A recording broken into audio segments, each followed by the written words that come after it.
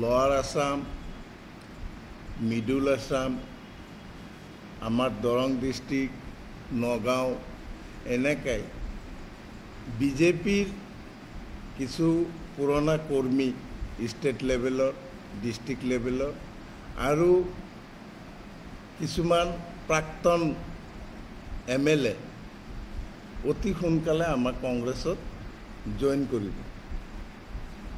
তাৰ বাবেই আমি এইখিনি প্ৰিপেয়াৰেশ্যন কৰি আছোঁ, এইখিনি হৈ যাব। তাৰ লগতে অন্যান্য দলৰ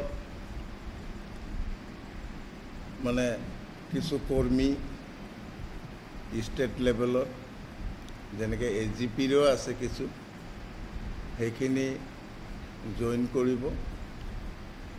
এই কথাখিনি লৈ আমাৰ প্ৰেচিডেণ্টৰ লগতো আলোচনা হৈছে, দিল্লীৰ লগতো যোগাযোগ হৈছে। তেওঁলোকেও এইখিনিত সন্মতি প্ৰকাশ কৰিছে। কিন্তু জইনিং প্ৰগ্ৰামটো কোনখিনিত কৰিম, আমি আমাৰ ডিষ্ট্ৰিক্টত কৰিম নে গুৱাহাটীত কৰিম, সেই কথাখিনি পৰৱৰ্তী সময়ত আপোনালোকক জনাম। অতি সোনকালে হ'ব, অতি সোনকালে হ'ব।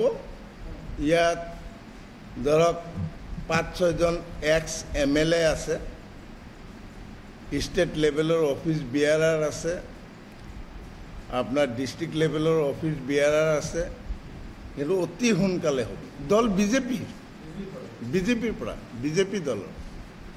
কাৰণ তেওঁলোকৰ মাজত এতিয়া এনেকুৱাকৈ লাগিছে যে আৰু বহুত ৱাৰ্কাৰ, তেওঁলোকৰ বিজেপিৰ নিষ্ঠাবান ৱাৰ্কাৰ তেওঁলোক কংগ্ৰেছত যোগদান কৰিব।